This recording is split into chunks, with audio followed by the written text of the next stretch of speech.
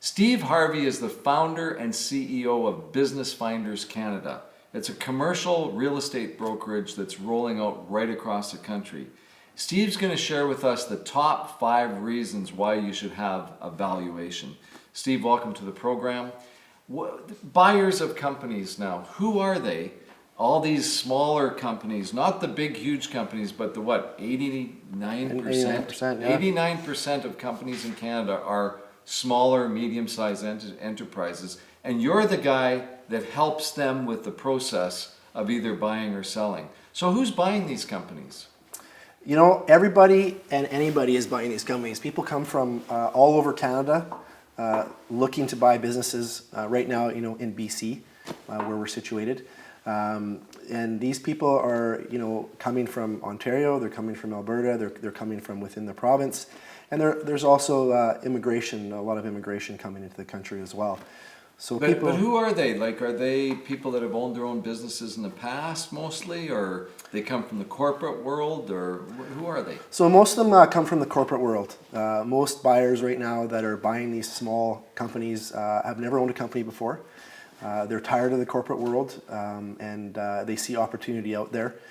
There's a lot of people that also come in that are looking on the you know, the small to mid-sized companies for investment purposes. So they're looking at a company and going, you know what, I need to put my money somewhere. Where can I put the money where I have more control of it? I can put it into a business. And you also, I guess, sell companies where the buyer may not necessarily be the full-time operator of the business as well. So that it can be on an investment type of basis. Yeah, absolutely. We work with a number of different investment companies, a number of companies as well as individuals that are looking to buy businesses that, you know, they need to have a certain, what I call EBITDA number that makes sense for them to be able to do that. You obviously can't go in and buy a small mom and pop business and be an investor in that sort of company. Right. Now, you have a background yourself of being in a number of different kinds of businesses, originally starting as a pilot, as a kid basically, with your pilot's license, couldn't get a job, so you started your own airline. Right. That's bizarre.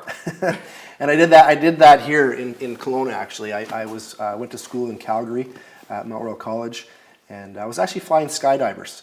So I was flying skydivers in Bicycle in Alberta, up in Westlock, and then in Gimli, Manitoba.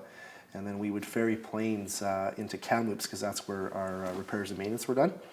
And I ended up buying an airplane and a company here in Kelowna, which was my first company, and started doing aerial charters, banner towing.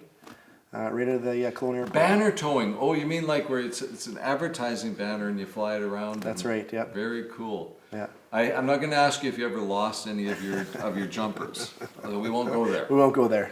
Okay. So you did that, and then you've been in the franchising business, the packaging business, international. So you are uniquely qualified via experience, basically, to be able to relate to the sellers of the business and the buyers of the business. So how does it happen? How does the system work? I think it's really, really important, and that's where our expertise comes in, and the people that work with us is we have experience of either being a buyer or being a seller and being able to put yourself into either one of those shoes.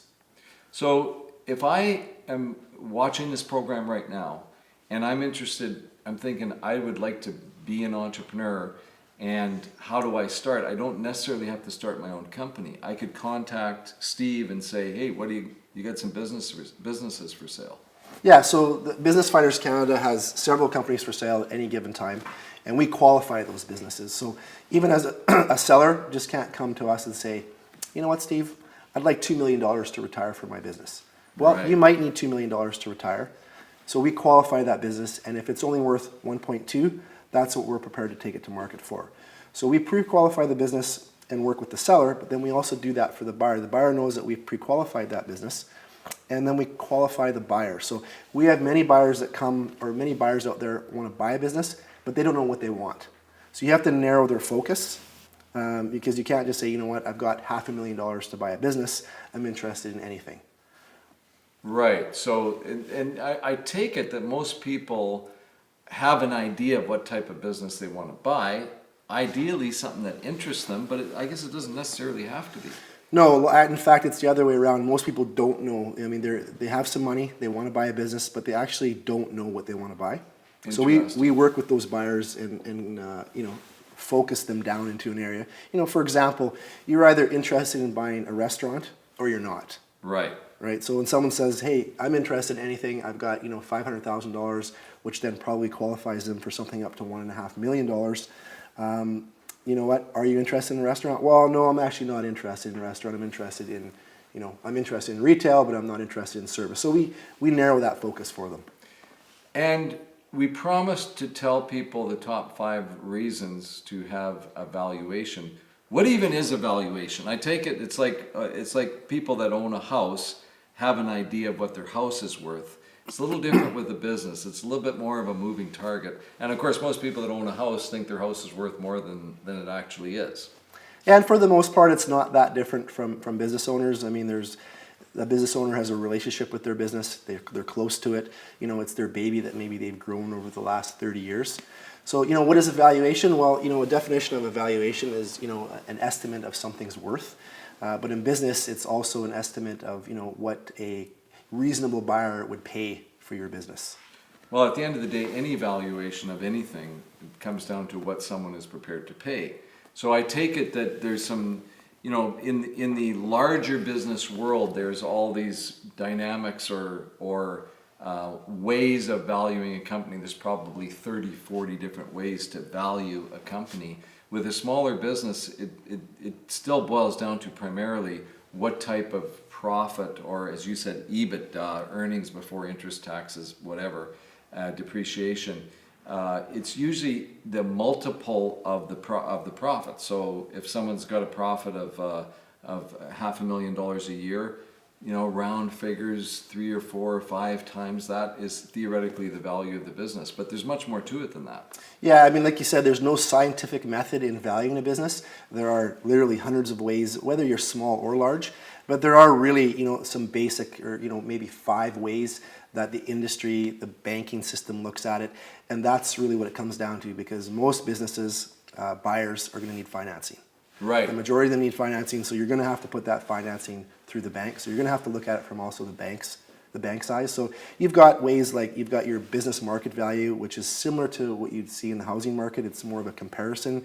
You can. What have other businesses like this sold for recently? Okay, yeah, so that's one. You've got, you know, your what's called seller's discretionary earnings, or you've maybe heard the term recasting of financials. And that's where you take the net profit and you add things back that, you know, go back to the owner, like the owner's wages, right. Amortization, which we talked about, Depreciation, which is really just depreciation of assets. You don't write a check for depreciation. It's just a taxable benefit that you get. Interest on long-term debt as well gets added back in that EBITDA formula or in seller's discretionary earnings. And then there may be some areas of you know, items that you can add back as well to create a higher level of what we call seller's discretionary earnings that go to that owner.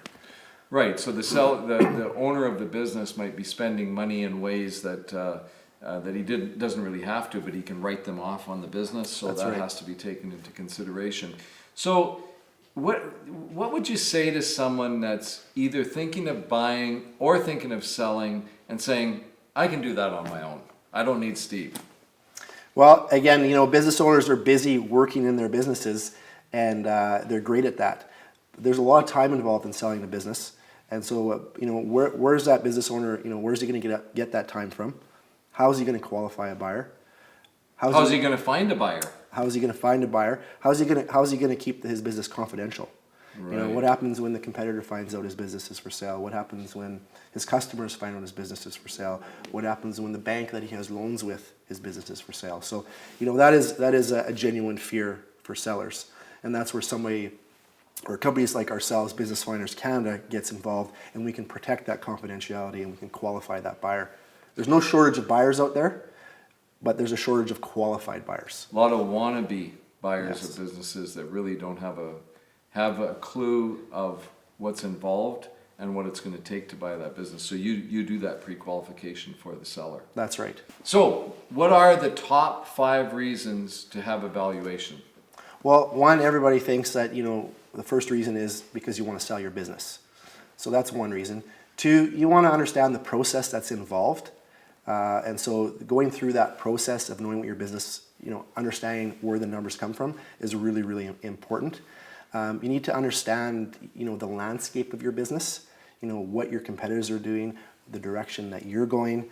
And, the biggest reason is understanding the financial conditions of your business, because, a valuation will tell you where your business has been, where you're at today, and, most importantly, where you're going in the future.